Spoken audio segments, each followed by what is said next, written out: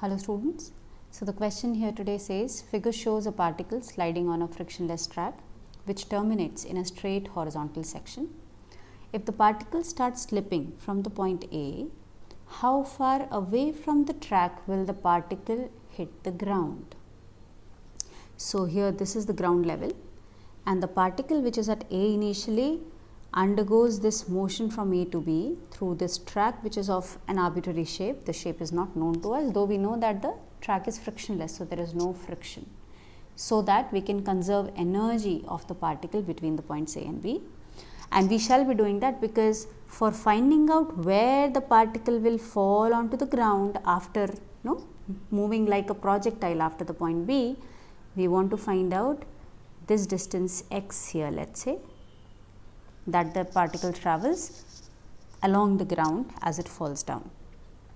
So see that in order to do this question, we can first find out the velocity at the point B by using the law of conservation of energy between the points A and B of the particle, and then that V can be considered as the initial horizontal velocity of this particle, which will then behave like a horizontal projectile as it falls down under the effect of gravity onto the ground.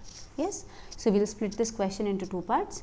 For first part, we will study the motion of the particle between the points A and B. Using the law of conservation of energy, we will get V, and thereafter we will study its projectile motion.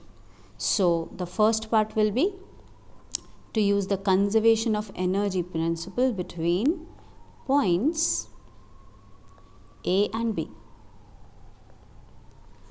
So we can say that the kinetic plus the potential energy at the point A will be equal to the kinetic plus the potential energy at the point B for the particle, which implies the kinetic energy at the point A is 0 because the particle starts from rest, plus the potential energy at A because the particle is at a height of 1 meter above the ground level. It will be mgh, where h is 1 meter. So mg into 1 meter is equal to kinetic energy at B. If we assume that the velocity of the particle at B is v, then kinetic energy will be half mv squared, plus the potential energy at the point B for a given height 0.5 meters of the point B above the ground level. It will be mg into 0.5, the height of the point B.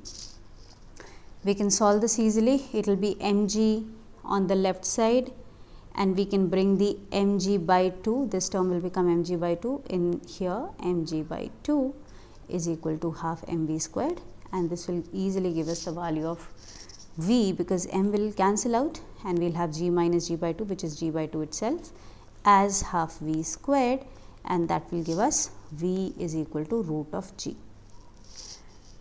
Now this root of g, which is the velocity at the point B, becomes the initial x directional velocity of the particle when it behaves like a projectile after the point B. So after the point B,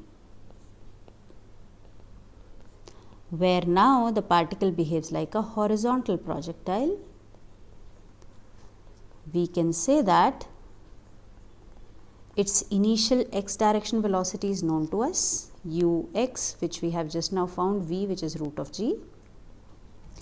Its initial y directional velocity, see, it is 0. The particle has only an x directional velocity at the point B. And now using this information and knowing the fact that as it falls down onto the ground, it travels a vertical distance of 0.5 meters, right? So we know the y displacement of the projectile as it falls down on the ground, it's 0.5 meters. Using this information now, we can find out the time that the projectile takes to fall down. For that, what we will do first, we will use the second equation of motion along the y direction. Y is equal to uy into t plus half ay into t squared, which will give us 0.5 is equal to uy 0. So the first term goes to 0 plus half. The acceleration along the y direction for a projectile we know is g in the downward direction. This displacement is also in the downward direction, g is also in the downward direction. So both of them we are taking positive here, into t squared. Yes. When we solve this, we will get 0.5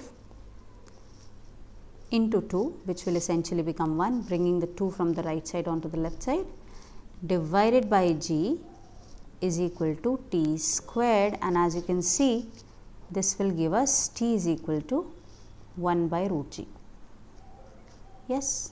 Now, substituting this value of t in finding out the x directional displacement, and for which we will use the fact that along the x direction, since there is no acceleration, if we once again use the equation of motion, second equation of motion, x is equal to uxt plus half axt squared. Since acceleration along the x direction is 0, the second term will go to 0, and we will get the simplified expression as x is equal to ux into t, both of which are known to us.